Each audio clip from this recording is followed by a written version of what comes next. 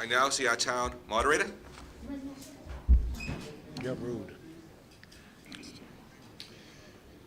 Okay, a couple things, and this is for the presenters that will, especially the petitioners, and also any of the town boards that will be presenting.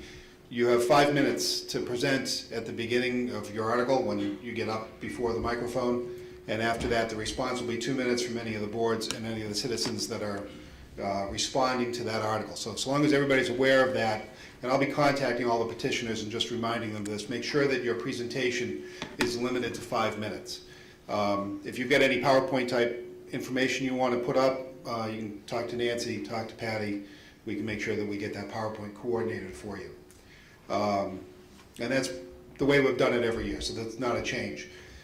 In the future, I'm looking at doing a couple of changes. I'm not going to do it this year, but I think next annual town meeting I will. I'm going to try to do what's called a consent agenda, where we take some of the non-controversial articles, the ones that really have no discussion on the floor. I'm going to group a bunch of those together and then see if we can take care of those in one vote at the beginning of the meeting and get them out of the way. Anybody can question them and we can put them back in the regular queue. If it doesn't work, it doesn't work. It's just a way of trying to speed up town meeting. We've been having town meeting go until the following Tuesday, which is ridiculous. People who are trying to get babysitters and all the other things going on, it just makes it very hard for citizens to participate in town meeting when it goes on as long as it has been. So I am looking at ways to speed this up. One thing that I may do at this town meeting, and I haven't decided yet, is coming up with a different system for the microphones. Some towns go, I've been going to meetings with, there's a Moderators Association, which is sort of a hoot to go to in general. These guys have been moderating longer than I've been alive in most cases. One of the things that some of the towns do is they do a pro, a con, and a neutral microphone. So that at the beginning of the meeting, or beginning of an article, you line up behind, if you're in favor of it, you're against it, or you just have a question, you line up behind the neutral microphone. It gives a good way of looking at the articles or looking at the presenters. If you've got 15 people up behind the pro microphone and nobody's behind the negative microphone, you make sure the negative people get to talk, that they get to make their points, more people can come up, but there's no need to listen to 20 people say why they're all in favor of this article in some different format. I may do that this time and maybe next time. I think it may speed things up and give everybody a better sense. I was a little concerned that it might be intimidating, but in talking to other moderators, it's actually been beneficial for their meetings. People have felt a little more comfortable and things have gone a little more smoothly. We discussed a little bit about articles of dubious legality, which is the way it's referred to within the moderator terms. Town council's got his opinion on what the legality of a particular article is. That's town council's opinion, and I value that highly, but it is his opinion. So when an article comes up that does have some dubious legality, I'm going to have the presenter present their article. Following that, I'm going to have town council come up and give his presentation and explain why he does not feel it's a legal article. At that point in time, I'm going to get sort of a consensus of the town meeting to see if this wants to go forward. If we've got somebody who's got an article, and this isn't picking on anybody, and sometimes these are just poorly worded articles, not necessarily that that's good or bad, they're just poorly worded, and that's one of the things when you've got a citizen's petition article. And in the future, if somebody has an article they want to bring forward and they want to discuss the proper phrasing, I am more than happy to have a discussion with them prior to them submitting the article to see if I can help you wordsmith it a little bit. It is a private article and I'm not an attorney, but I'd be happy to help them out and explain why things may or may not be legal. But there's no point in wasting town meeting's time talking about something that nobody really wants to talk about. And that's not a value judgment on anybody's article. I'm just going to ask a vote at town meeting to see if they would like to go forward with an article that is of some dubious legality.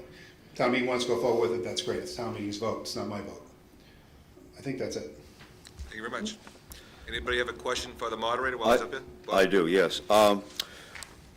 When a petitioner gathers signatures, 115, for instance, or whatever the current figure is, those people expect to see this voted on the floor of town meeting. That's why they signed the petition. The town council has already stated that these are legally written petitions. And I agree. And you are now saying that you're going to deny people an opportunity to vote. And no, it would be, I would call for a vote of town meeting to decide whether or not they want to discuss those articles, essentially putting the vote without a great deal of discussion. Without the presenter making his case? No, the presenter gets to make his case first. No, the presenter makes his case first. He's got every right to make his presentation. He makes his presentation. Mr. Marzulli can come up and give his opinion as far as the legality goes, and then I will call for a vote of town meeting to decide if they want to go forward with further discussion. Frankly, that doesn't sound too different from the way we're doing it now. It's not really. It's just a matter of trying to, as much as I can, to try to speed things up to make this more friendly to town meeting members that are coming and showing up, and trying to just speed us through things that tend to bog us down. And if anybody's got any ideas on this, I'd be more than happy to hear them. It's really just trying to make it a more I have an user-friendly. idea on this. Sure. It is this. People come expecting to comment on yes or no on a particular article, and to somehow push them aside is going to cause problems, and they're not going to like it, and that's not the purpose of town meeting. The purpose of town meeting is that everyone does get a chance to speak, and that's the time-honored tradition. And what you're suggesting seems to me that you're going to shunt aside those who perhaps aren't so popular. And I think that we must respect those who do make a nuisance of themselves. God bless them.